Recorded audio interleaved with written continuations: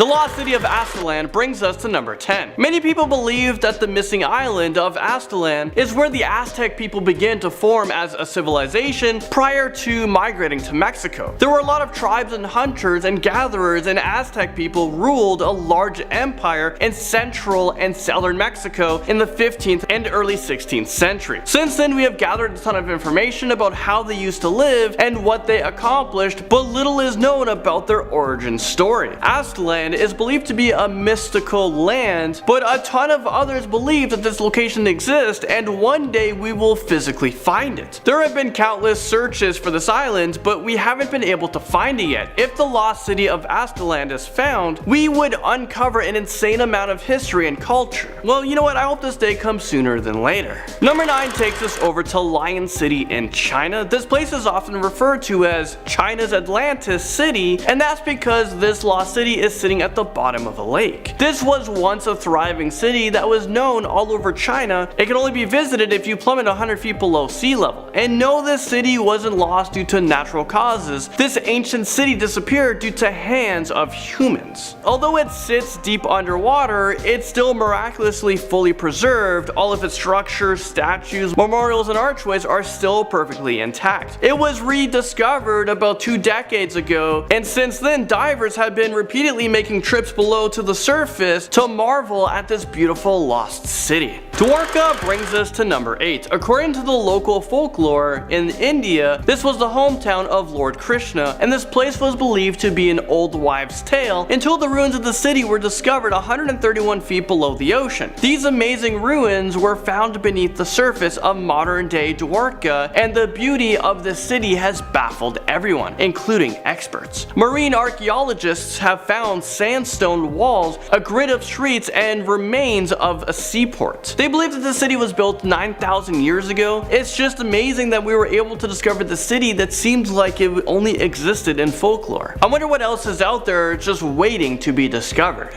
The medieval city of Jolfur is in at number 7. It's believed that Jolfur exists somewhere in the United Arab Emirates, and Jolfur used to be a thriving city for thousands of years. It acted as a port and commercial center before it fell into ruins and disappeared from history for almost 2 centuries. Part of the city was actually discovered by archaeologists in the 1960s, but historians are still baffled by the fact that most of Jolfur still remains hidden under the sand dunes. Maybe one day we'll be able to excavate the entire city and explore Jolfur even deeper. The lost city of the Z climbs onto this list at number 6. This highly mysterious city is believed to be somewhere in the jungles of Brazil. Apparently it is composed of a complex civilization, but because it is so isolated, it has never been properly documented or reported on. In 1925, an explorer named Percy Fawcett headed towards the jungles of Brazil to find this lost city called Z. But once his expedition started, his team vanished without a trace while searching for it. Despite countless rescue missions, Fawcett and his team were never found, and this location still remains a mystery to this day. I'm guessing with the wildfires in the Amazon, this city could have been destroyed, but hopefully one day the legendary city of Z will be found. Number 5 brings us to Angkor. Located deep within the Cambodian jungle, there is a huge medieval city that was hidden from us for centuries, but thanks to new archaeological tools and techniques, we are now able to explore this once lost city. It took over a century of grueling hard work to fill in the map, but now the lost city of Angkor is slowly beginning to reappear, but there are still a ton of blanks that need to be filled in. From what we have studied, Angkor has a ton of secrets, including an elaborate network of temples, boulevards, and it has a bunch of sophisticated waterways that spread across the city. I'm so curious to know what this city was like centuries ago. I find this stuff so interesting because, well, we can really evaluate how we've evolved and how architecture has changed throughout time. I mean, I went to school for architect, and so I'm just so fascinated with buildings. Diving down into number 4, we have the city of Atlantis. It was first mentioned by the ancient Greek philosopher Plato more than 2,300 years ago. Atlantis is one of the oldest and greatest mysteries in the world today. According to Plato, this kingdom existed 9,000 years before his time, and one day it mysteriously just disappeared. Even after spending years of researching Atlantis, the truth about this strange city remains a mystery, and that is why we are so fascinated with finding its location. So where could it be? It's believed that the city sunk into the sea after an earthquake or a tsunami somewhere in the Atlantic Ocean, but others believe that Atlantis is just a myth. As of today, there is no scientific evidence that proves,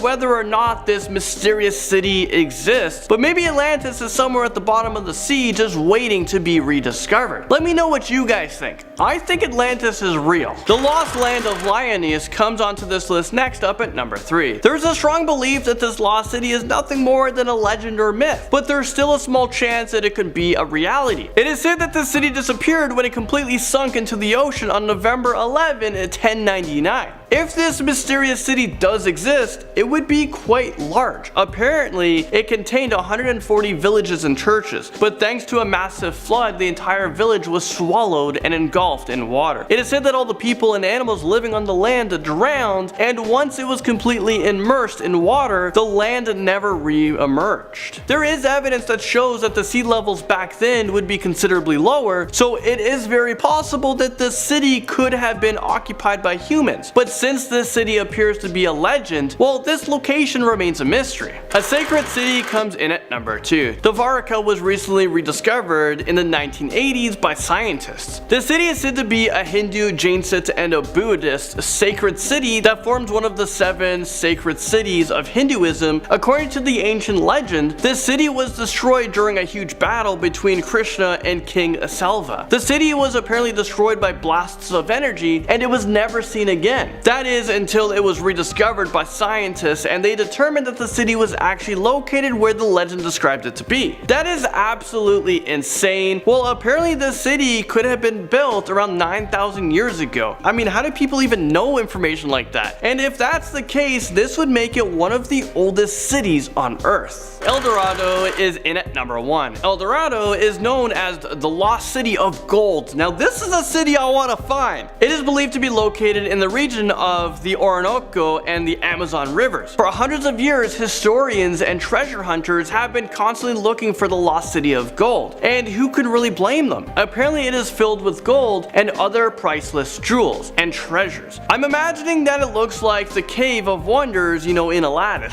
But sadly the city of gold remains a mystery, and there's no physical evidence that this place actually exists. And I'm sure if someone found it, they're not going to tell people about it, and it probably took all the gold or selling it on the black market, maybe a few coins on eBay or Amazon. Can you sell money on Amazon? I don't know. I'm gonna search. Number 10. Shangri-La. First described in writing by English author James Hilton, Shangri-La is a utopia nestled in a valley in the western end of the Kunlun Mountains, which has become synonymous with an earthly paradise. It is said that the people who lived there were almost immortal, living hundreds of years longer than normal people and aging very slowly. Hilton was the first to call it by this name, but ancient Tibetan scriptures mention 7 such places, which were created to be sacred places of refuge for Buddhists in times of strife. The name seems to come from Shang, a district in southern Tibet, Ri, the Tibetan word for mountain, and La, meaning pass. Therefore, Shang Mountain Pass is believed to be the place where the mythological city exists, but that hasn't stopped other places from claiming the title. In 2001, a county on the northwestern part of the Yunnan province in China renamed themselves Shangri-La County, though many dispute their claim, since it seems that Hilton actually traveled to a place called the Hunza Valley, located close to the China-Pakistan border, which is an isolated green valley surrounded by mountains enclosed on the western end of the Himalayas, so it fits the description pretty well. But the people there actually seem to age faster due to increased ultraviolet radiation on the higher altitude areas, so the jury's still out on that one. Before we get to number 9, folks, be sure to hit those like and subscribe buttons. It helps us out so that we can keep bringing you the most amazing videos. Number 9, California. Now, I know what you're thinking. Connor, if California isn't real, then where does Mickey live? Well, I'm not talking about that California. I'm talking about the place the state was named after. In a Spanish novel published in 1510, a place akin to the Garden of Eden or Atlantis was described by the author as a mysterious island, quote, to the right hand of the Indies, entirely populated by women and had no metal other than gold on it. It was ruled by Queen Khalifa, which is where the island got its name. California. When Spanish explorer Hernan Cortez came to North America, he thought that he'd found the mythological place off of the mainland of America, because there appeared to be an island, when really it was only the bottom peninsula of the state, across the Sea of Cortez, which was named after himself. But Cortez was obsessed with the story, and since this island was technically to the right of the Indies and had so much gold on it, you can see how the name came to mind, and thus California was found. Well, they explored north and realized that it was not in fact an island. That didn't stop Cortez and others from drawing it as one on maps for hundreds and hundreds of years. YouTuber Johnny Harris actually has a fantastic video all about that if you want to hear more. But for now, the location of the storybook version of California still remains a mystery. Number 8. Thule. Stepping into Norse mythology, which has some of my favorite stories, Thule is a cold and peaceful place where they had months with no sunlight, said to be located between Scandinavia and Iceland. The ancient Greek explorer Pytheas was the first to write about Thule during his travels around 330 BC. He was also one of the first to describe the effects of the moon on the tides and to estimate the length of the British coastline, and was a specialist in longitude and latitude. Some scholars believe that Thule is just another name for what is now called Norway, while others think that it is truly a lost island off the coast of Iceland. The Germanic tribes in Thule allegedly showed Pytheas around their homeland and explained that in the winter the sun did not rise at all, but in the summer there was no night. Number 7. Camelot. Known as the court and castle where King Arthur reigned, Camelot first appeared in 12th century texts and eventually became synonymous with Arthur and the world that surrounded his stories. Some people believe that the place is entirely fictional, but many more still have attributed it to other places in Great Britain where castles still remain standing. Debate has been going on since the 15th century about the location of the beautiful capital of Arthur's kingdom, and we may never know the true location where Merlin and the Knights of the Round Table called their home. Number 6. Lyonesse. Sticking in Arthurian legend, Lyonesse was the home of the hero Tristan and was said to have been lost to the sea. The story of Tristan and Iseult sees the two traveling across the kingdom from Ireland to Cornwall to deliver Iseult to Tristan's uncle for marriage, but the two unknowingly drink a love potion and fall for each other, having to endure many battles to save their love. The kingdom was supposedly located on the Isles of Scilly, and the 140 islands that exist there now are apparently just the hilltops of the now sunken kingdom off the coast of Cornwall. There is evidence to suggest that water levels were remarkably lower at the time, and that in the last 3,000 years there have been enough submergence that this lost kingdom could still exist in the water below. If they ever made a movie about Tristan, I wonder if they'd get Liam Neeson to play the Lyonessian. Number 5. Aztlan. The Aztecs were one of the most powerful civilizations to emerge from the ancient Americas, and so much about them has been lost to time and to conquerors wiping out their history. While much is known about their later days as a civilization, we know very little about their origins. Allegedly, the mysterious island of Aztlan is where the Aztec people came together to create their society before migrating to the Valley of Mexico. According to legend, there were 7 tribes who lived in 7 caves near the island, and in order to maintain peace between their peoples, they came together and moved to Aztlan, which means the land to the north, the land from whence we, the Aztecs, came. Since it was so long ago, the island could have been in an area that is no longer submerged in water, and searches for it have taken place from the bottom of Mexico all the way up to Utah, but it's yet to be found. Some think it's pure myth, while others hold out hope that it will be discovered. Number 4. Julfar. Home to the legendary Sinbad the Sailor, Julfar is one of the most famous cities of Arabia that has been lost to the desert. Located near the now super modern Dubai, Julfar was the hub for the entirety of the southern Arabic trade in the Middle Ages, because unlike other lost desert cities, Julfar was a bustling port town. Now here's the cool part, this city has actually been found.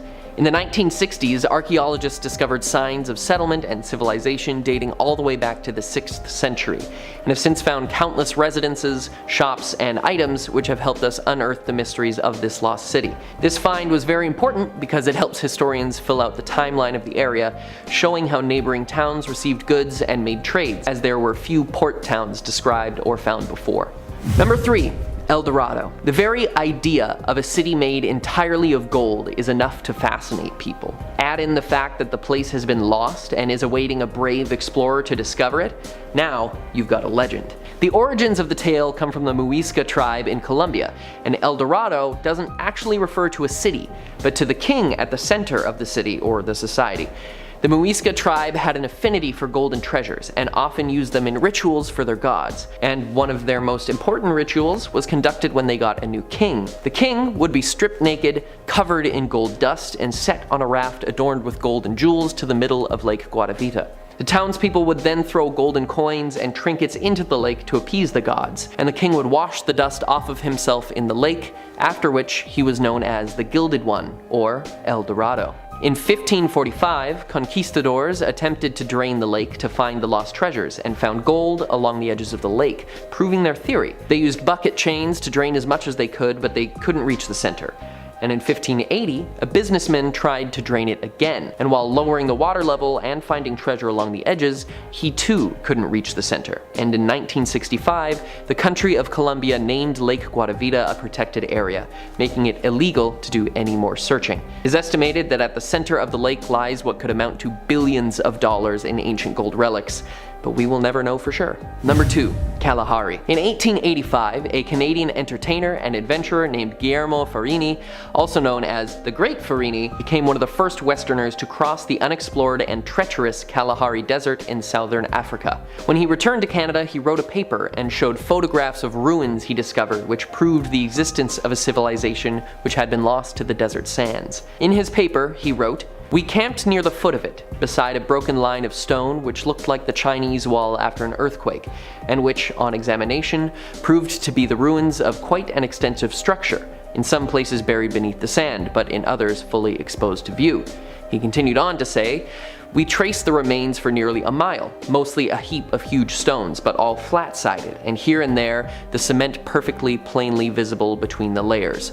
Many expeditions have been conducted to find the lost city, including 12 by the grandparents of none other than Elon Musk, who wants to steer away from ancient civilizations and start a new one on Mars." A 2016 documentary series used aerial photography and radar in conjunction with Farini's descriptions and found some man-made ruins near an oasis in the Kalahari. More exploration is needed, but it's very possible that we have found this lost city. And finally, we reach our number 1, which is of course Atlantis. Arguably the most famous lost city, Atlantis has captured the imagination of people from around the world since it was first mentioned in writing by the Greek philosopher Plato in 360 BC. It is said that the island was a place of extremely advanced technology and an unmatched navy, but it was lost in one terrible night of fire and earthquakes and sank into the sea. Since then, there has always been someone looking for the lost city to prove it's real, and one of the most promising expeditions was made by Canadian-Israeli journalist and investigative archaeologist Simcha Yakubovich, who has made many documentaries and discoveries about ancient civilizations. He partnered with film director James Cameron and used Plato's text and new emerging technology to find some incredible evidence on the sea floor. 6 Bronze Age stone anchors off of the coast of Spain in the Strait of Gibraltar, one of the areas believed to be the resting place of Atlantis. One of the other main theories is that the Atlanteans were actually the Minoan civilization on the island of Santorini, Greece. Around 3,600 years ago, the Thera eruption occurred and the island shattered, and it, as well as the Minoans on it, were lost to the sea.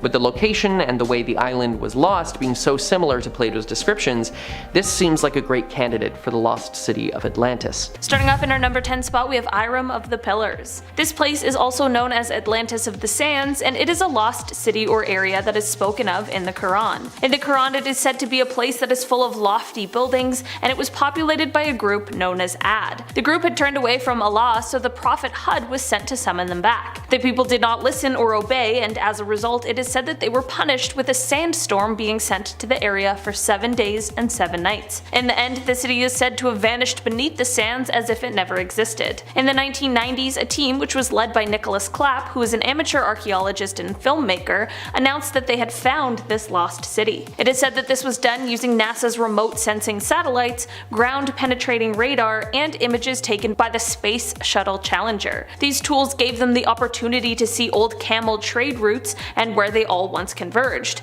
This point is a well-known area, and once excavated, it is said to have revealed the area known as the Irem of the Pillars. In our number 9 spot today we have Helic. According to Greek legend, Helic was a place that was destroyed by Poseidon, the god of the sea, storms, earthquakes, and horses. He was upset because those who resided in Helic were refusing to give their statue of Poseidon or even give a copy of it to the Ionian colonists in Asia Minor, which is now modern Turkey. Our modern archaeology, along with ancient sources, have been able to deduce that an earthquake in 373 BC caused the ground beneath the entire city to completely liquefy. From here, a tsunami then hit and totally engulfed the city, and it is said that this all happened in the span of an hour or so, which left no survivors. In the 1980s and 1990s, under the direction of an archaeologist named Dora Katsonopoulou and physicist Stephen Suter, a more accurate location for where Helic may be came to light, and in 2001 the ancient city was located. Every summer excavations continue to be carried out, and every year we learn more about this area and the secrets it holds that come all the way from prehistoric times. In our number 8 spot today we have Mohenjo-Daro. This is a location whose name is said to roughly translate to, quote, Mound of the Dead Men. This is one of the world's oldest urban settlements, as it was found and built somewhere around 2600 to 2500 BC in what is now Pakistan, but it was abandoned in the 19th century BC as the civilization that called this place home declined. For almost 4,000 years this site was seemingly forgotten about, and the remains of it were undocumented until an officer of the Archaeological Survey of India, R.D. Banerjee, visited the site in 1920 and found a flint scraper which convinced him of the site's history.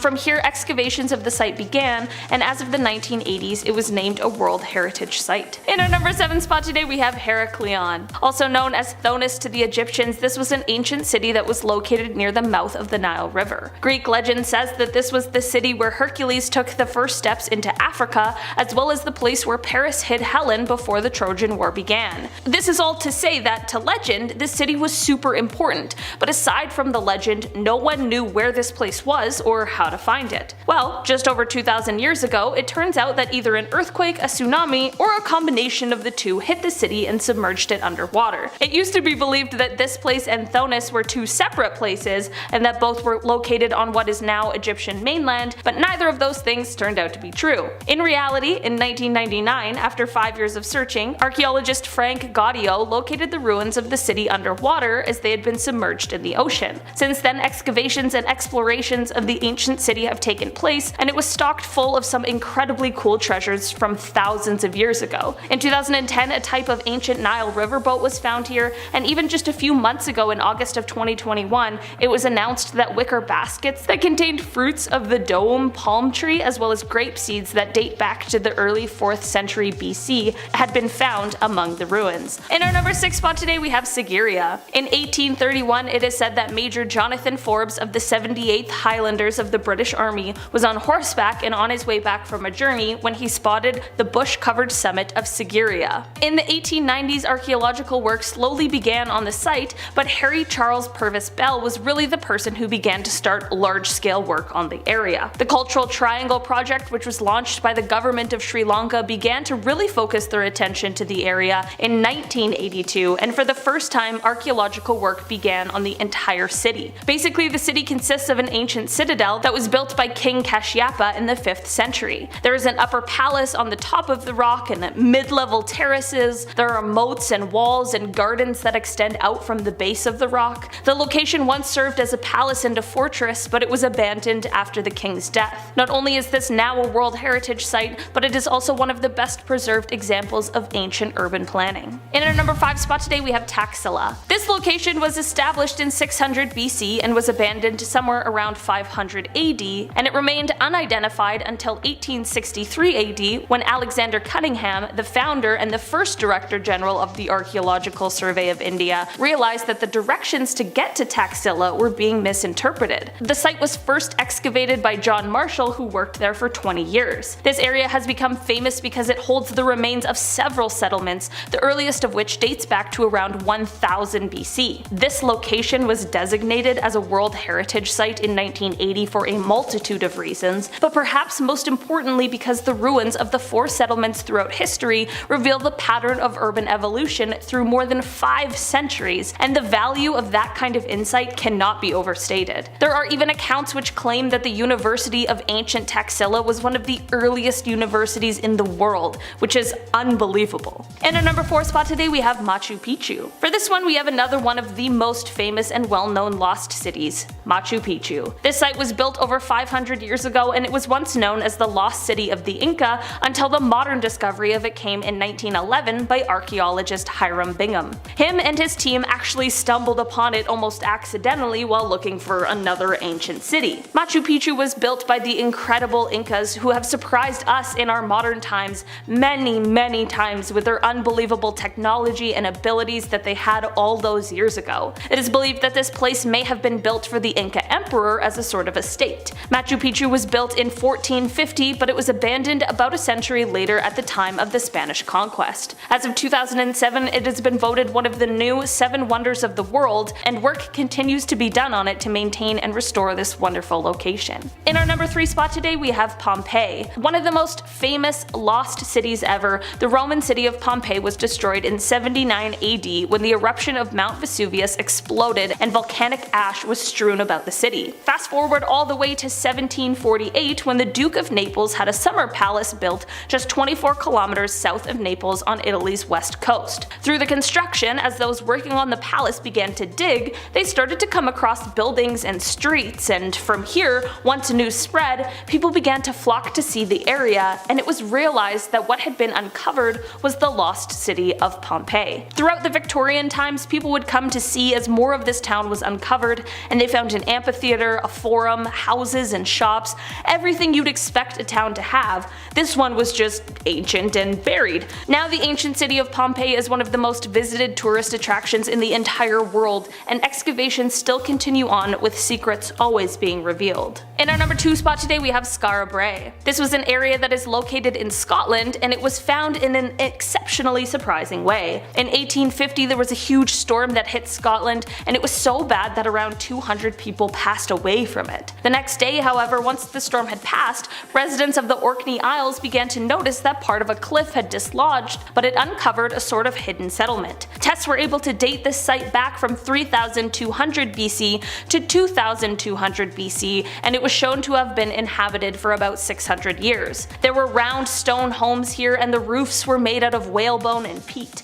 The design of this little city suggested that there wasn't a hierarchy, but rather a group of people living peacefully as farmers, herdsmen, and traders. While this site is small, the houses are in quite great shape for the amount of time it's been. This settlement is Europe's most complete Neolithic village, and while it is older than Stonehenge and the Great Pyramids, it's been called the Scottish Pompeii because of how well preserved it is. No one is exactly sure why the residents of this village abandoned it, but it is likely that a change in climate is somewhat, if not fully responsible, and a storm might have been the reason those living here had to leave in haste, which is deduced by how all of their belongings were left here. In our number 1 spot today we have Caral. An American history professor named Paul Kosick was absolutely fascinated by ancient settlements, like I'm sure a lot of us are, but this passion led to him devoting much of his time to studying in Peru, which has such an incredibly rich history. In 1948, while in Peru, Paul made the discovery he had been waiting for when he came across the dry remains of an ancient city. The remains were carbon dated and placed to be about 5,000 years old.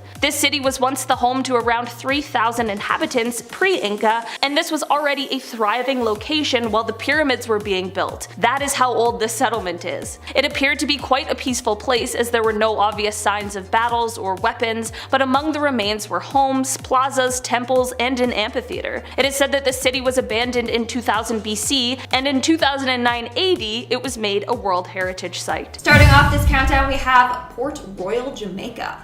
Port Royal was once known as the wickedest city on earth. It was home to real-life Pirates of the Caribbean. It had a population of over 7,000 people. That was until 1692. On June 7th of that year, a massive earthquake caused a deadly tsunami to strike the land. 2,000 people sunk along with the entire city. People thought that this was done by God to try and get rid of the pirates, but honestly, those that survived just moved further up the coast. The city was forgotten about until the 1950s, when underwater excavations caused the city to become rediscovered. Today, this city is considered one of the best preserved underwater cities in the world. In our ninth spot today, we have Lion City. The Lion City, or Shaicheng, is a 1,300-year-old city located in Eastern Europe that now lies completely underwater. But it wasn't always like that. In the late 1950s, the city was purposely flooded to build a hydroelectric power station in the area. What's pretty fascinating is that although it lays about 40 meters underwater, the buildings are still in pretty good shape. The only change is instead of having human residents, it's now home to tons of aquatic life. Now, it laid untouched until 2001 when it was rediscovered. Now, you may be wondering, why was it given the name Lion City? And that's because there are a number of carved lions featured in the city, but they also have carved dragons and phoenixes there as well. Sadly, only experienced divers are permitted to explore the city. That's because of the depth and temperature and low visibility down there. But alas, you can still see how cool it is by Googling images of it. And honestly, it's quite beautiful. In our 8th spot today, we have the Mulifanua site. Very little information is known about this next city. Located in Samoa, this city was discovered in the 1970s. Basically, a bunch of pottery shards were found and researchers were like, dude, there's probably more down there. And then they were right. In the end, they found thousands of pieces of pottery. But not only that, they found the remnants of a village. The village dates back to around 800 BC. In fact, it's considered one of the largest villages in the area. Like I said though, not much is known about this village, making it quite the mystery. In our 7th spot, we have Huanaco, Bolivia. Back in the day, residents in the area were told great stories of a long-lost underwater city, much like Atlantis. They said the city contained heaps of Spanish gold. And looks like part of the story was actually true. Recently, divers in the area found ruins of an ancient temple complex. This temple is said to be more than 1,500 years old. More than 200 dives have taken place to get a better understanding of this ancient city. Who knows though, maybe there is gold and other priceless artifacts buried around there somewhere. Coming in at number 6, we have Pavlopetri, Greece. Back in 1967, an oceanographer discovered a number of ancient ruins underwater in southwestern Greece. What he didn't realize is that later this would lead to him finding an ancient underground town.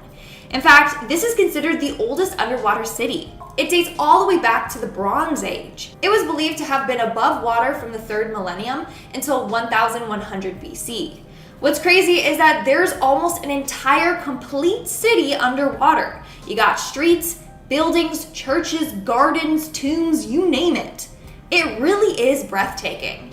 Nowadays, they created a 3D image of what this city might have once looked like. And it's pretty freaking cool if you ask me. We are now at our 5th and halfway mark with Japan's Atlantis, aka the sunken city of Yonaguni. Just off the coast of Yonaguni lies a city completely sunken underwater. There are complete pyramids, ruins of a castle, structures etched with faces, and rock sculptures that look like animals, all underwater. Every structure has such intricate design and detail. Like there's a monument made up of a series of rock formations, including carved steps, stone pillars, and a triangular formation. Now, what's weird is that we don't know the origins of this mysterious city. It's theorized that a terrible earthquake caused the city to be engulfed by the water, but we don't know for sure. To this day, this city has left experts baffled. It's one of Japan's greatest unsolved mysteries. Moving on to number 4, we have Villa Apician. Located in Argentina, this was a thriving city in the 1970s.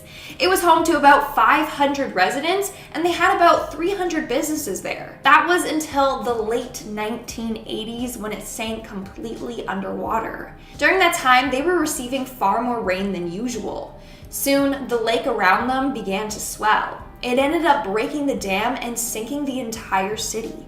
In 1993, the town was about 33 feet underwater. That was until 2009, when some of the water receded and part of the town became visible again. Old rusted cars and debris were then exposed out of water. But of course, most of the town will continue to remain underwater, and the parts exposed will probably be flooded over again. Moving on to number 3, we have Atlit Yam. Located off the coast of Atlit, Israel, this city is said to be between 8,300 to 8,900 years old. It was first discovered in 1984 by a marine archaeologist, Ehud Galili. Since then, a number of expeditions have taken place in order to unearth this city. The city is about 10 meters below sea level and covers an area of 40,000 square meters. What's fascinating about this place is that right in the middle, it has this massive 10-acre stone circle thing. We don't know what's up with that, but many believe it might have been used for some kind of ritual.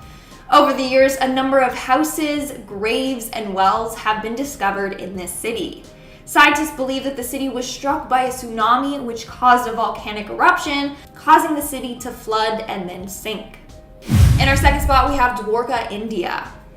Back in the day, there was a legend that was passed down about a city laying 131 feet below the ocean. This was a legend until the 2000s when it came to life. The story of this magical city everyone had been told was indeed real. Since then, a number of ancient artifacts have been unearthed in this city, including pottery and sculptures. Also, they found a number of human bones. After running carbon dating tests on it, it revealed that the city could be almost 10,000 years old. It truly is incredible. Again, we don't know how the city came to be or what happened to it. And in our number one spot today, we have Heraklion, Egypt. Located just northwest of Alexandria is the sunken city of Heraklion, and is referred to as Egypt's Atlantis. It lay lost under the sea until the early 2000s. A group of divers were working off the Egyptian coast when they found a large fragment of rock under the seabed, or so they thought. It was just a rock. When they brought it out of the water, they found it to be a sculpture of the Egyptian god of fertility. After this discovery, they madly went to work exploring the area. They ended up discovering pieces of pottery, ancient coins, jewelry, busts, and ruins of a temple. Just tons and tons of priceless artifacts. How the city ended up underwater is still a mystery. One theory, though, is that it had to do with the rising sea levels and crumbling foundations of the city, causing it to slide into the Mediterranean Sea. Now, I'm not trying to pick favorites, but out of all the places on today's list, this is the one that I'd love to visit. Coming in at number 9, we have New Idria, California. New Idria was once another popular mining area. However, over the years, mercury has been seeping into the water and ground, contaminating it. It's considered way too toxic for people to live there. On top of the mercury problem, they also have an asbestos problem. So yeah, EPA declared it not a safe area to be in, let alone live in. In our 8th spot, we have Tawerga, Libya. Back in 2011, residents of this town were forced to leave by resistance forces. Buildings were burnt and ransacked, and people's possessions were thrown about, littering the streets. There once was 30,000 people living there. Now it's home to no one, and the residents are never allowed to return home. This is one of the places you literally can't visit. The whole area is defended by a small military. You probably will be killed if you try to visit this area. Also, good luck finding it. Its main road is now erased from road signs, and there's no directional arrows telling you where to go. All that's left of this place are destroyed homes and lone cats and dogs. Moving on at number 7, we have Pyramiden, Norway. Or as it is now called, the Soviet ghost town in the Arctic Circle. So way up in the Arctic Circle is Pyramiden. Probably said that wrong, I apologize. A once popular mining town. During World War II, this mining town was very successful. However, it fell following the downfall of the Soviet Union in the 1990s. Then the town was the site of a tragic accident. A plane crashed in the area, killing some of the residents. After that incident, the town could no longer support its residents, and by 1998, it was deserted. Nowadays, thanks to the cold climate, the town is pretty much preserved. The buildings are still in place, and homes look like they are ready to welcome families back. But no one wants to step foot in an area where such a big tragedy occurred. In our 6th spot, we have Ujiapu. Referred to as China's Manhattan, Ujiapu was created to be a center for world trade and finance. But more than 22 buildings are still unfinished, and there's no citizens working inside the big tall buildings. A cab driver described the area as being completely empty, and he says it's 10 times creepier at night. There's a bunch of brightly lit roads, but no one is driving on them. He claims that one time he was driving down the road when he saw headlights coming towards his car, as if a car was going to crash into him head on. He braced for impact, but nothing hit him. When he looked back, there was nothing there. So what were the lights that he saw? He has no idea, but now he thinks that the area is haunted. We're now at our 5th and halfway mark with Forlandia, Brazil. In 1927, Henry Ford thought it would be a good idea to create a massive rubber plantation in the jungles of Brazil. He named it Fordlandia. He designed the town to have swimming pools, a golf course, and bungalows. He hoped to get a lot of rubber from the trees of the Amazon for car tires and such. But unfortunately, his whole plan failed. The trees ended up getting a leaf fungus and then they died.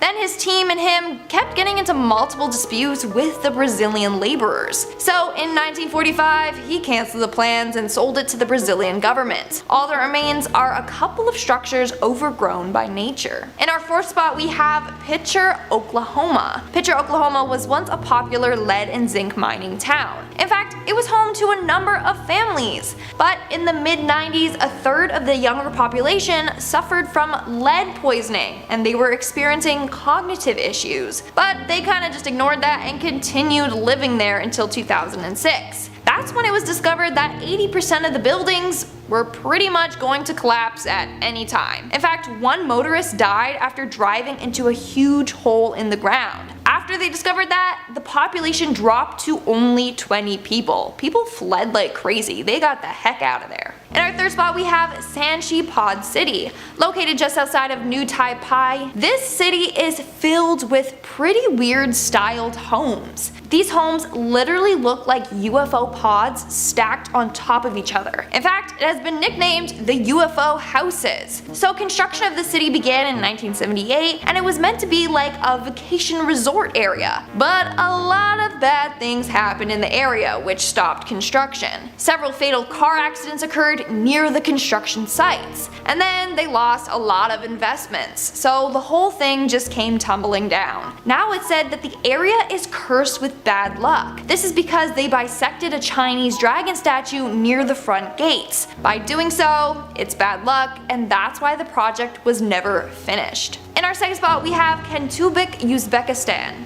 otherwise known as Asbestos Island. This area was where biological weapons were being tested out. One of the labs there worked with smallpox and the bubonic plague. In 1971, 10 people on the island contracted smallpox, and 3 died as a result of the testings. Then in 1988, when they banned biological weapons, they buried tons of anthrax spores in the area. In fact, it was considered the world's largest anthrax dumping grounds. Over the years, there have been attempts to decontaminate the area, but they still believe it's way too hazardous to live there. As a result, it lays abandoned. And in our number 1 spot, we have Ipetuan, Argentina. Ipetuan was once known as a perfect spa destination with its therapeutic thermal waters. In fact, since the lake was so rich in minerals, it was used to treat certain skin conditions, muscle pain, joint inflammation, and diabetes. But sadly, the area was hit hard with a bunch of rainstorms and floods. Following this, a dam broke which was protecting the area, and tons of water poured in. Residents said that they woke up to ankle-deep water in their home. The water level rose a centimeter each hour. 2 weeks later, it was 3 meters deep. By 1993, it was 10 meters deep. The village became uninhabitable and abandoned. It's said that the residents never fully recovered from the trauma of losing everything literally overnight. It's so sad. Now there are attempts to rebuild the area, but chances are nobody is going to move back to an area where the same thing could happen again. Kicking off our list at number 10.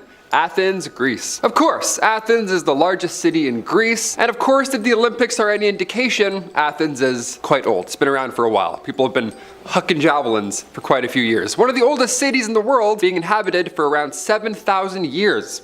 Yeah, not bad. It was once a powerful city-state and the birthplace of democracy, which is a little less exciting than the Olympics, but still rather cool. Exploring the city today can be quite exciting. Some ancient cities are in rough areas of the world, but to visit Greece, learn about ancient democracy and ancient Olympics, then go swim in beautiful water, It's amazing. It's the best trip ever. Ancient empires like the Romans, Byzantine, and the Ottomans, they also settled in this ancient city as well, so a lot of history to go around. Ancient Greeks also used to work out naked. That's just a fun fact that I wanted to share with the world. The word gymnasium translates to the Greek term gymnasion, which meant school for naked exercise. So I ask, what would you prefer? Xavier's school for gifted youngsters or Nico's school for naked exercise?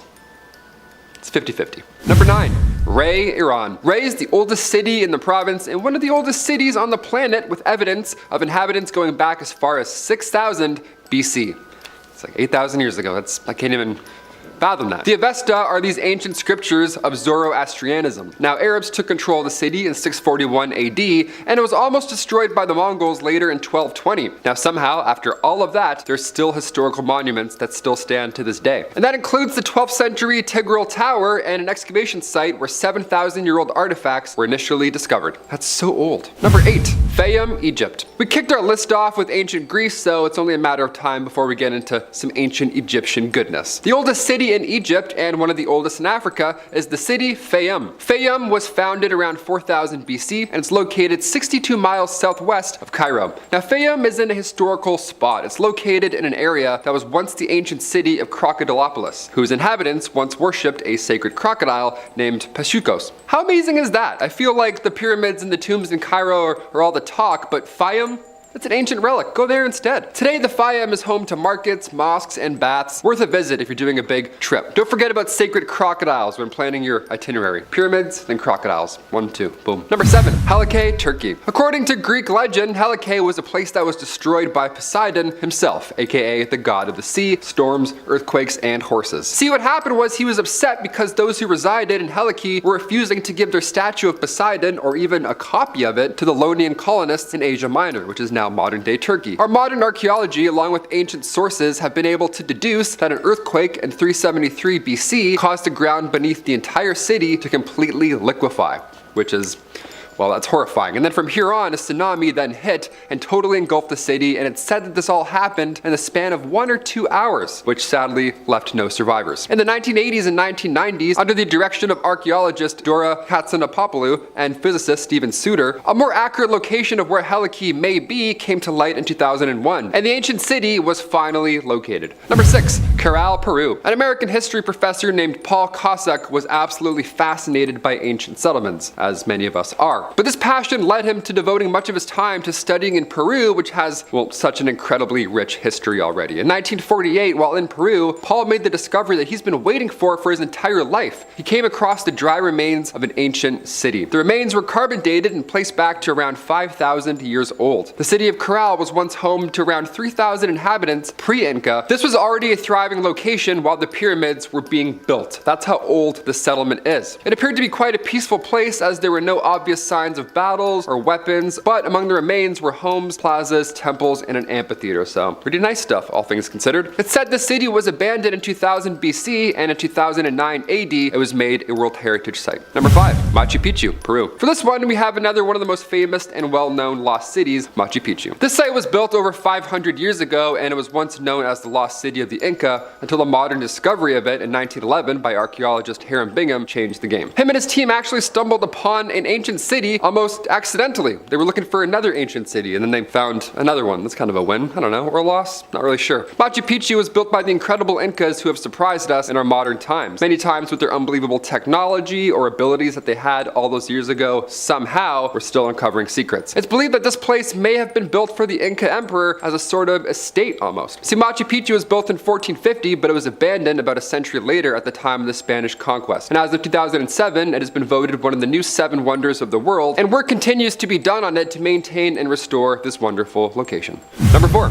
Pompeii, Italy. One of the most famous lost cities of all time, the Roman city of Pompeii was sadly destroyed in 79 AD when the eruption of Mount Vesuvius just went off, and then volcanic ash was then strewn about the city. It's horrible. It's one of the worst things I can think of. Fast forward all the way to 1748 when the Duke of Naples had a summer palace built just 24 kilometers south of Naples on Italy's west coast. Through the construction, as those working on the palace began to dig, they started to come across buildings and streets. And from here on, once news spread, people began to flock into the area, and it was realized what had been uncovered was a lost city, the lost city of Pompeii. Again, you just find an entire city, like, hey, I found a road under here. What's this about? Fascinating. Throughout the Victorian times, people would come and see as more of this town was uncovered, and eventually they found an amphitheater, a forum, houses, and shops. Everything you'd expect a town to have, really. This one was just, covered in hot lava, so untouched for a little bit. Number 3, Skara Brae. This is an area that is located in Scotland, and it was found in an exceptionally surprising way. In 1850, there was this huge storm that hit Scotland, and it was so bad that around 200 people passed away from it. It was terrible. Now, the next day, however, once the storm had eventually passed, residents of the Orkney Isles began to notice that part of a cliff had dislodged, but it uncovered a sort of hidden settlement almost, which is insane. It's like some Zelda temple. We're like, what is this in this isle? Tests were able to date this site back from 3200 BC to 2200 BC, and it was shown to have been inhabited for around 600 years. There were round stone homes there, and the roofs were made of whalebone and peat. It was pretty creative. The design of this little city suggested that there wasn't a hierarchy, but rather a group of people living peacefully as farmers, or herdsmen, or traders, or anything not involving battle. You know what I mean? While the site is small, it's pretty mighty. The houses are in quite great shape for the amount of time that has passed. This little settlement in Europe is the most complete Neolithic village, and while it's older than Stonehenge and the Great Pyramids, it's been called the Scottish Pompeii because of how well preserved it is. Number 2, Sigiriya. In 1831, it is said that Major Jonathan Forbes of the 78th Highlanders of the British Army was on horseback, and on his way back from a journey, that's when he spotted the bush-covered summit of Sigiriya. In the 1890s, archaeological work slowly began on the site, but Harry Charles Purvis Bell, way too long of a name, was really the person who began to start large-scale work on this area. The Cultural Triangle Project, which was launched by the government of Sri Lanka, began to really focus their attention on Sigiriya in 1982, and for the first time, archaeological work began on the entire city. It took a little while, but we got there. Basically, the city consists of an ancient citadel that was built by King Kashyapa in the 5th century. There's an upper palace on the top of the rock and a mid-level terraces. There are moats and walls and gardens that extend out from the base of the rock as well. The location once served as a palace and fortress, but it was abandoned after the king's death. And finally, number 1, Mohenjo-Daro. This is a location whose name is said to roughly translate to a mound of the dead's men. This is one of the world's oldest urban settlements, as it was found and built somewhere around 2600 to 2500 BC. And what is now Pakistan. But it was abandoned as the civilization that called this place home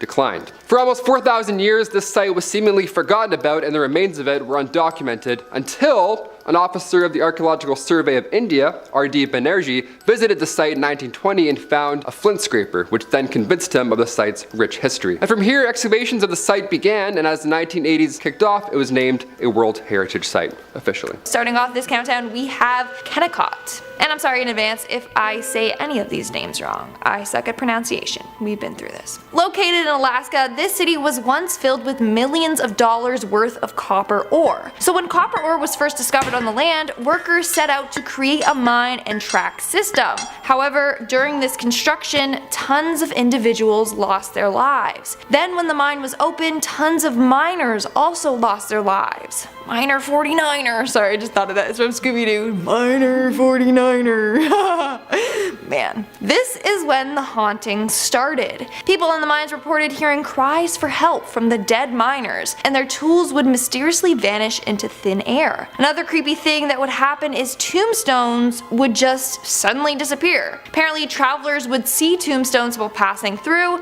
and on their way back, the tombstones would be completely gone, as if someone just pick them up and move them, which is physically impossible. The city then got a haunted reputation, which scared out most of the residents. In our 9th spot, we have Mystic, South Dakota. This city first started off as a small creekside camp in 1876. Then over the years, the place began to expand. In 1885, it had a post office. By 1889, it had a rail line. And around 1906, it had a whole import and export system going on. But sadly, the town was hit by a bunch of floods that destroyed their bridges and rail lines. Then the town's sawmill burned down. but no matter what tragedy hit them, they kept rebuilding and recovering, and then they kept getting destroyed. It was just like a perpetual cycle. And then it was the end of the World War II, and the town didn't have enough resources to keep them going, and so the residents fled. But now, legend goes that the town is cursed, and that's why so many bad things happen there.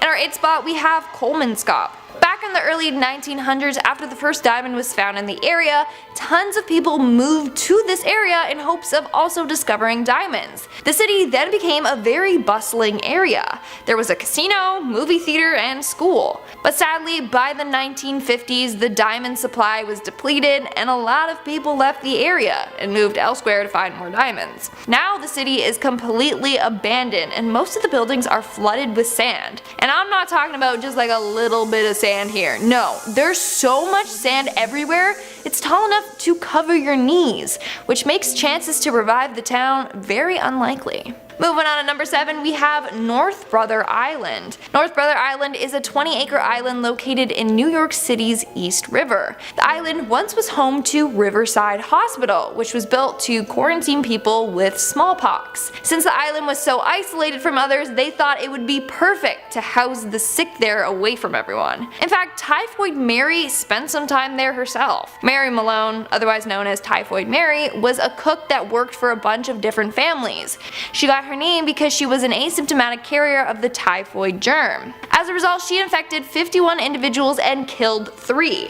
She was then forced to live the rest of her life in isolation. Then in 1943, they used the hospital to house people with tuberculosis. But by the 60s, it was abandoned. Now the island stays that way and is off limits to the public. Coming in at number 6, we have Animas Forks. Animas Forks was once a popular mining town in Colorado. It was first inhabited in 1873 and 10 years later it was home to 450 residents. But in 1884 they were hit by a massive blizzard. The blizzard lasted 23 days and dumped 25 feet of snow on the town. In order to escape, the residents had to dig tunnels in the snow, and many people didn't want to return after that. By 1910, the last of the residents left the town after the last mine was closed. By the 1920s, it was considered a complete ghost town. We are now at our 5th and halfway mark with Ballestrino. This Italian town used to be known for its beautiful structures and buildings. Now they are sadly dilapidated and destroyed. During the 1860s, several earthquakes destroyed the buildings and scared off half of the residents. Then in 1953, the rest of the population was evacuated due to a series of earthquakes and landslides. Of course, because of this, the buildings are now cracked, they have collapsed walls, and they're too dangerous to enter. But oddly enough, one building and one building only still manages to remain in perfect condition, and that's the castle located at the top of a hill. It's quite odd how it's in great condition after all that. So it's thought that the castle is protected by some sort of magical force, but the rest of the town is too dangerous to visit. In our 4th spot, we have Bannack. Founded in 1862, Bannack, Montana was once just a typical gold rush town. Now it's full of paranormal activity and was even featured in an episode of Ghost Adventures. So back in the day, gold was discovered in Virginia City, which made people move to Bannack, which was nearby, in hopes of finding gold for themselves. But this caused a lot of problems. The road that connected the two towns was targeted. A lot of people were robbed or along that route by a gang. Over 100 people died in only a couple of months. And in the end, the man behind all of this and the leader of the gang was in fact the town's sheriff, Henry Plummer. Dun dun dun! That's some Scooby-Doo stuff right there. Now it's said that Henry's ghost haunts the town. So unless you want to be greeted by a ghost of a corrupt sheriff, don't go there. He's not a friendly ghost. Coming in at number 3, we have Virginia City. So like I just mentioned, Virginia City was known as a gold mining town, and a lot of people were killed over this gold. In fact, because the city was so small, they didn't have enough law enforcement or even a justice system. So murders were kind of the norm there. Doesn't sound like a safe place to me. Well, now it's said that the souls of the people that were haunt the area.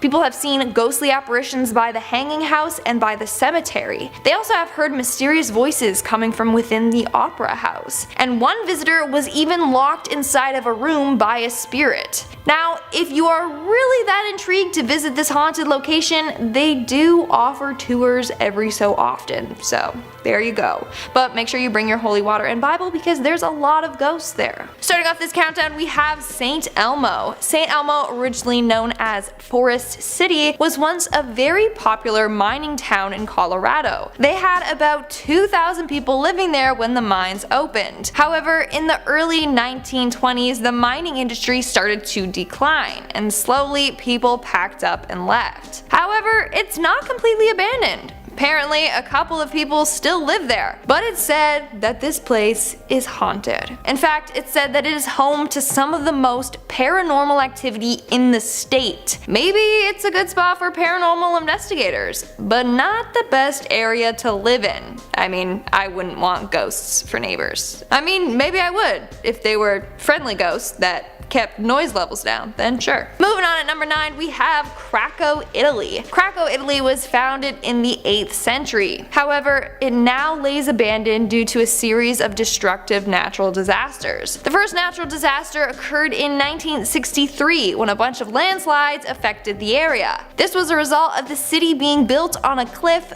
1,300 feet off of the ground, and they also had some sewer and water system issues. Then in 1972, a flood struck the area and made the whole situation worse. Then in 1980, there was an earthquake that left the city completely abandoned. Now, the only people you may catch there are film crews. It's a very popular filming location. Some scenes in the film Quantum of Solace were shot there. But the area itself is considered a ticking time bomb, and it's surrounded by a locked gate. Making our way down the list at number 8, we have the city underwater. You aren't going to be able to visit this next city unless you have access to scuba diving gear, because this city is now completely submerged underwater. Built 1,300 years ago, the city I'm referring to is Shai-Chang, also referred to as Lion City, and it's located in eastern China. In 1959, the city was purposely flooded to build a hydroelectric power station. Now it's referred to as China's Atlantis. What's pretty fascinating is that although it lays about 40 meters underwater, the buildings are still in pretty good shape. The only change is instead of having human residents, it's home to tons of aquatic life. Moving on to number 7, we have Cahaba, Alabama. Cahaba in Alabama was abandoned after suffering from seasonal flooding. In 1865, Cahaba was destroyed by a flood and then abandoned. After the flood, living there became relatively impossible, so residents had no choice but to leave. But then in the 1920s, an archaeologist started to uncover and preserve some of the structures. Now it's said that the area is very haunted. In fact, it's known for a ghostly orb that can be seen floating around only to vanish into thin air. So the citizens may no longer live there, but ghosts certainly do. In our 6th spot, we have Varosha, Cyprus. In the early 70s, Varosha was one of the most popular tourist attractions in the world. That was until 1974 when Turkey invaded Cyprus. As a result, the residents there fled for their lives. Some residents have told stories of pots being left on their stoves or things still left in their ovens. It's quite sad how they were forced out of their own home and not allowed to return. Since 1974, Varosha has been abandoned and under control of the Turkish military. The whole area is now fenced off and under constant supervision. If you try to break in, well, the army patrols have orders to shoot on sight. So don't even try to visit the city, it definitely will end badly. It's just such a shame because the area is beautiful. In fact, actress Elizabeth Taylor loved going there. We're now at our 5th and halfway mark with Plymouth, Montserrat. Plymouth, once the capital of Montserrat in the Caribbean, is often referred to as Pompeii of the Caribbean. Why?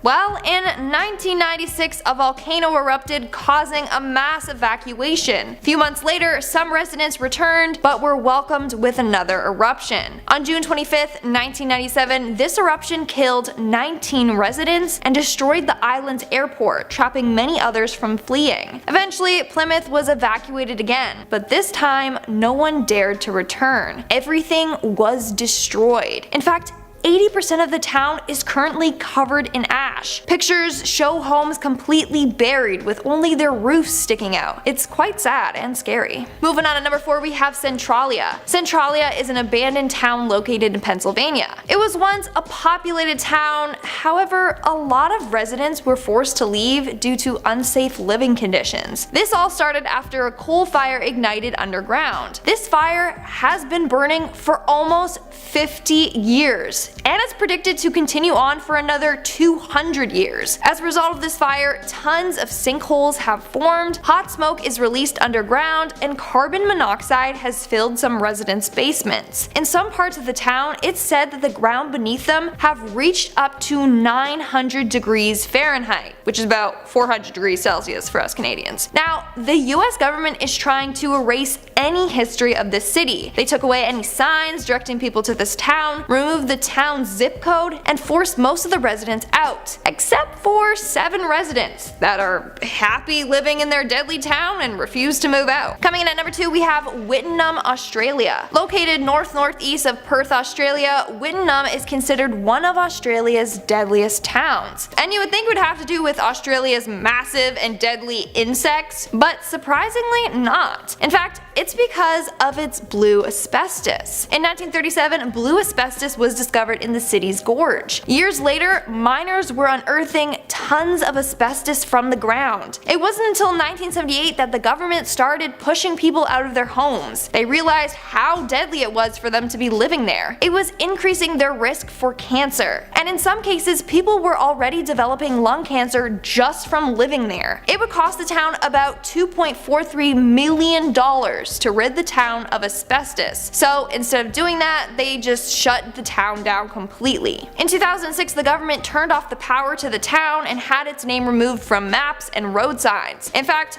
all roads that once led to the town are now closed off. If you do choose to enter the town, you will find tons of huge warning signs advising you to turn back. And in our number 1 spot, we have Pripyat, Ukraine. This is probably the most famous abandoned city on the list. So Pripyat was a city in Ukraine that had a population of 49,000 individuals. However, on April 27, 1986, all residents were forced to evacuate following the Chernobyl disaster. Pripyat was the most affected by the Chernobyl nuclear disaster since they were the closest to the power plant. They were the ones most exposed to the radioactive chemicals. A once beautiful city was left abandoned in just 3 hours. Due to the radiation, the city will be left untouched for thousands of more years until it's safe enough to return. Starting us off at number 10 is Dawson, New Mexico. If any of the ghost towns on this list have a tragic past, it is definitely Dawson. The mining town was bought by the Phelps Dodge Corporation back in 1906, and they're the ones who really built up the town, putting in homes, facilities like hospitals, stores, a cinema, even a golf course. The city had 10 mines, and the place was booming with a population of 9,000 until disaster struck not once but twice. In 1913, Canyon Mine number 2 was shaken by an explosion in a neighboring town, and out of the 286 men who showed up to work that day, only 23 survived. Then 10 years later, Canyon number 1 had a mine car that derailed into timbers and the electric trolley cables sparked, igniting the coal dust. A majority of the 123 men that died that day were children of men from the previous disaster.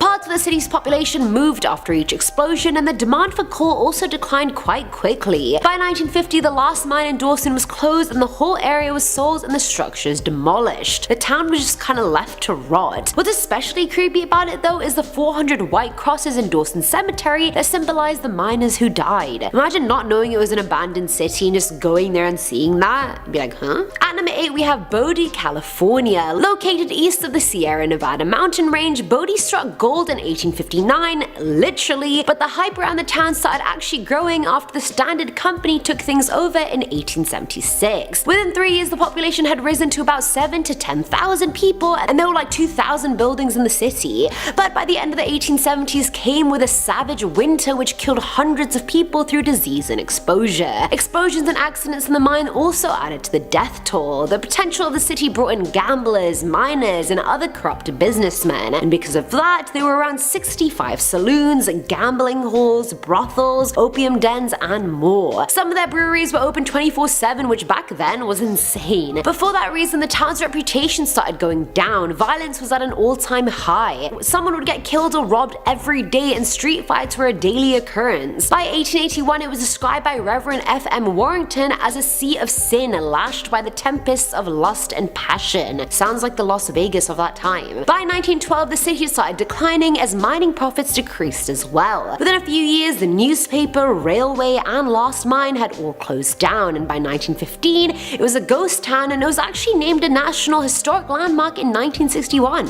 Filling on number 7 slot is Mystic, South Dakota, and honestly, I low-key just picked this one because of its name and that it reminded me of Mystic Falls from the Vampire Diaries. So Mystic is one of the many ghost towns located in the Black Hills mountain range, and Native Americans have quite an extended history with the area. It was actually called Sitting Bull before it was called Mystic. The city wasn't even really a city. It started off as a creekside camp in 1876 and somehow survived a really long time. Mystic's post office was built by 1885, 4 years later it had a railway line, and a second one by 1906. The town started importing coal into the hills and exporting gold out of them. And the journey definitely wasn't easy. A bunch of floods happened, destroying a lot of their bridges and railway lines. The Great Depression screwed them royally. Their sawmill burned down, but they just kept bouncing back, and we like that never give up energy. I don't have it, but I like it. By the end of the Second World War, everything was going to and the mill was too expensive to operate, and then people stopped traveling there. The sawmill was closed, and so was everything else, and finally the whole population was just gone. Now at number 6 is Rhyolite, Nevada. Located right near the eastern part of the Death Valley National Park, this town got its start in 1905 as multiple mining camps just sprung up out of nowhere. It was the gold rush, so people were migrating to Rhyolite left, right, and center. The city had a lot to offer. It had resident hotels, an opera house and symphony, a hospital, a stock exchange, but most appealing of all, its infamous red light district. Girls from San Francisco would get employed by the shops there, which was kind of like a delicacy, if you will. At its peak, the town had about 3,500 to 5,000 people, but it went down as quickly as it went up. The earthquake of 1906 and financial panic of the next year made money scarce, and the mine stock value started crashing. They started closing down, which meant miners were also moving out of the town, and by 1920, the place was a ghost town. Coming in at number 5 is Kalapana, Hawaii. So this town is part of the Puna district of Hawaii, and fun fact, it was home to the infamous Star of the Sea painted church. Hawaii is such a volcanic cesspool. It literally has 15 out of the 129 that are part of the Hawaiian Emperor Seamount chain. In 1990, lava from the vent of Kilauea destroyed most of the town and its houses. Over 100 houses were buried in the lava flow, as well as Kalapana Gardens. The church was moved so as to not perish as well. The flow was so bad that even 2 neighboring towns were destroyed, and a new coastline was formed under the 50 feet of lava flow. By 2010, there was literally only 35 houses left, and now the town is closed because of new destructive lava vents. It just don't stop, do it. At number 4 is Virginia City, Montana. So this city was founded in 1863 and was initially called Varina after the only First Lady of the Confederate States, Varina Howell Davis. But the judge objected to that and called it Virginia City instead. It took a matter of weeks for the town to start booming, people coming from all over for the gold rush. But this particular region had no justice system or law enforcement, yet it had a lot of wealth. And what happens when a place has no rules and a lot of money?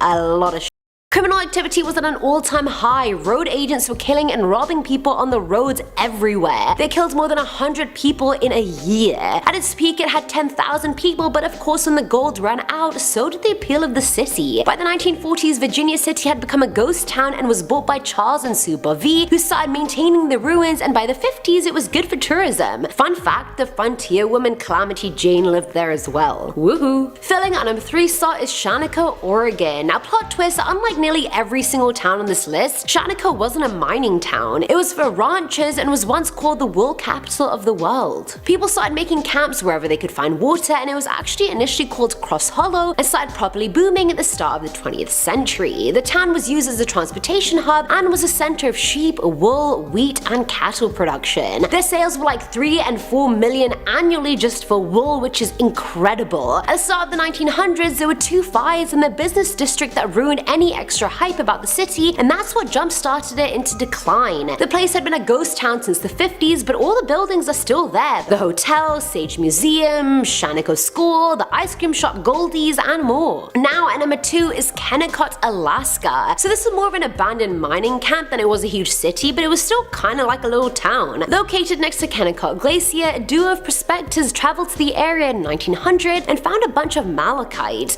The area had copper ores as well, and by the next year the Alaska Copper Company took root, and by 1905 things were going really well. There was a steamship line, a railway, a school, a hospital, tennis courts, and a bunch of mines. Between 1911 and 1938, Kennecott produced $200 million worth of iron ore. That is ridiculous. For a remote little town where the nearest bit of civilization is 60 miles away, that is a lot of money. By the end of the 30s, the place was deserted since mining profits had gone down, and honestly it was too far away from everything, and it just wasn't the vibe anymore. The population was 3, and those people served as the watchmen of Kennecott. And finally, at number 1 is Garnett, Montana. I was so pissed. I try not to repeat any states in this video and have it all be from different states, but alas, Montana is on here twice. Damn you America and your 50 states. The prospectors found the semi-precious red gems there and gold, which is where the city got its name from. The place was founded in the 1890s as a major commercial and residential area for mining and had around 1,000 people living there by 1898. It had 2 barbershops, 13 saloons, a school, 4 hotels, a doctor's office. It wasn't really that bad to live in at all. The city became abandoned after the gold ran out, but they would have left anyway since a huge fire broke out in 1912 and destroyed half the city. That part was never rebuilt again, which is super eerie. Just imagine burnt ruins for half the town and just historical old buildings on the other side. There has to be some symbolism in that, I'm sure of it. Ghana is now on the National Register of Historic Places and you can visit it, just don't move there. So starting off this countdown, we have Ordos Kingbashi, and I apologize, I know I'm going to butcher every single name on this list. Please give me a break, okay? I suck at pronunciations, especially cities that I've never been to. So this is the most famous ghost city in China and the world's largest ghost town. Located in Inner Mongolia, Ordos Kingbashi was meant to be a modern city with a new style of architecture. There's tons of unique looking buildings, large stadiums, theaters, and big public spaces. It was actually called the Dubai of China. Just one problem.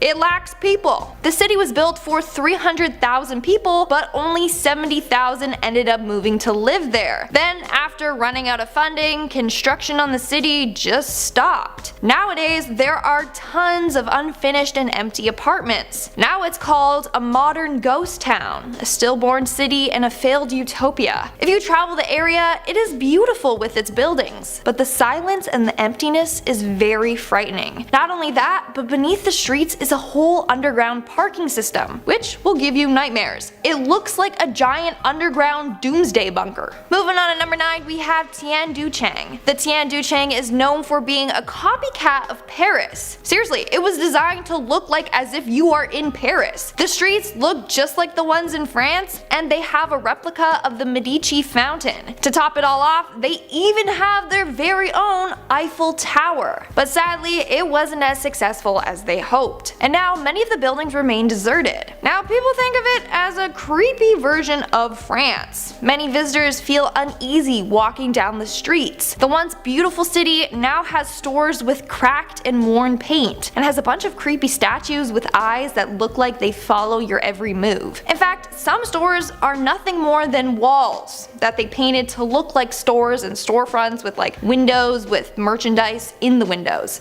Kinda weird, kinda creepy. In our 8th spot, we have Chang'an. On May 20th, 2011, the construction of the city of Chang'an in Yunnan was approved. 100,000 new apartments were built, but they have no occupants. You have enormous office buildings with no workers, big streets with no cars. Now it's considered one of the largest ghost towns in Asia. What's creepy is that sections of the city remain uncompleted. There are dirt roads all trashed with rubble. It literally looks like an apocalyptic area. It's very creepy, especially when it's dead silent and all you can hear is the wind whistling through the abandoned buildings. Coming in at number 7, we have the Guangdong province. The Guangdong province is home to tons of abandoned villages, but the one I want to talk about is the village of Dakito. This village is known to have a ghostly presence, and it's said to be haunted, but there's hardly any information out there on it. So I don't know what exactly happened there or why it's abandoned, but all I know is that something sinister haunts the land. Coming in at number 6, we have Ujiapu. Referred to as China's Manhattan, Ujiapu was created to be a center for world trade and finance, but more than 22 buildings are still unfinished, and there are no citizens working inside the tall buildings. A cab driver described the area as the following: there's just nobody there. It's like having a good-for-nothing child. His words, not mine. He says at night, the area is 10 times creepier, with brightly lit roads, but no one driving on them. He claims that one time he was driving down the road when he saw headlights coming towards him, as if a car was going to crash into him head on. He braced for impact, but nothing hit him. When he looked back, there was nothing there. So what were the lights that he saw? I have no idea, but he's terrified of the area and thinks it's haunted. We're now at our 5th and halfway mark with Dandong New District. The new district of Dandong features a giant shopping mall, huge government offices, a basketball stadium, and 60 plus apartment towers. There's even a huge Ferris wheel. It seems like a really impressive city until you actually go there and find that it's all just for show. The Ferris wheel doesn't even work, and no one lives there. So this city is actually part of a border zone between North Korea. The Globe and Mail states, and I quote, "Part of the lure of the Dandong New District was supposed to be its proximity to Sinuiju, the North Korean city on the opposite bank of the narrow Yalu River. But since it's so close, citizens were worried that they would be exposed to possible radiation from North Korea's nuclear tests. So now, no one really wants to live there." Making our way down the list, number 4, we have Nanhui New City. Nanhui New City, formerly named Lingang New City, is located 60 kilometers southeast of downtown Shanghai. The city was said to become a mini Hong Kong, but as we know, that didn't happen. The construction of the city began in 2003 and was said to be done by 2020, but it's nowhere near completion, and some believe that it will never be completed. In fact, 8 university campuses were built, and it could house more than 800,000 people, but now it remains abandoned. In fact, it's said that in order to build the city, one homeless man's shelter was destroyed in the process, and with nowhere to go, he committed suicide. People believe that he now will haunt the area and whoever decides to live there. In our 3rd spot, we have Cafe Dien. Construction of the city began in the early 2000s. It was planned to be the solution to Beijing's pollution problem. It was going to be an eco-city, but the project was abandoned due to lack of government support and funding issues. It was built to hold millions of people, but only a few thousand live there. You got locked up abandoned hotels and unfinished buildings. One woman said, and I quote, "I was very sad when I saw how underdeveloped it was. I went back crying all the way." But due to the city's high amount of abandoned buildings, it attracts a lot of urban explorers. But sadly, a group of explorers died after a structural collapse in one of the buildings they were exploring. In our 2nd spot, we have Lanzhou New Area. Built in a sandy plateau area, some parts of the city literally look like you're in a desert. So when you first enter the city, you'll see a huge sign that says, "Welcome to the Oasis City," but it looks nothing like an oasis. The welcome sign looks like it leads to nothing. It looks very barren. But in some areas of the city, you will notice that there are replicas of the Parthenon and the Great Sphinx of Giza. And that's pretty cool, but they're still under construction. So in order to create this city, hundreds of sandy hills were bulldozed down, and some mountains were even cut down. There are some buildings, but it mainly looks like a huge sandstorm just took place and then engulfed most of the buildings. Now, some people do live there, but it's still considered a ghost city as it houses far less than anticipated. Legend goes that the ancient Egyptian god Khafre is cursing this area for having a replica of his Sphinx. Most researchers believe that the Sphinx was meant to act as a guardian for the pharaoh Khafre, whose pyramid is located beside it. So now, Khafre is mad and has made sure that the construction will never be completed and that it will never be a successful city. And in our number 1 spot we have Mythical Lake City. I know for sure I pronounced that name wrong. The construction of the city began in 2007 and it was meant to be a highly sustainable city. The whole thing was designed to be eco-friendly and low carbon dependent. The project was described as this, and I quote, "Water is the primary element of design and acts as the heart and center of the master plan." They were going to have a huge lake that was going to be the main source of transportation. So people were going to be boating around, which was said to reduce pollution. And not only that, there were going to be canals that connected you to around the city. They expected a population of 206,000 people living there, but it was never really completed and is now an abandoned project. I mean, it was a pretty cool idea, but I don't know how many people are going to just love boating around instead of driving. Now, the city looks pretty beautiful and not creepy at all. Then again, rumor has it that the lake it was built near has been the site of multiple drownings. But of course, the government thought that was going to be bad news for their city, so they did whatever they could to try and hide the past.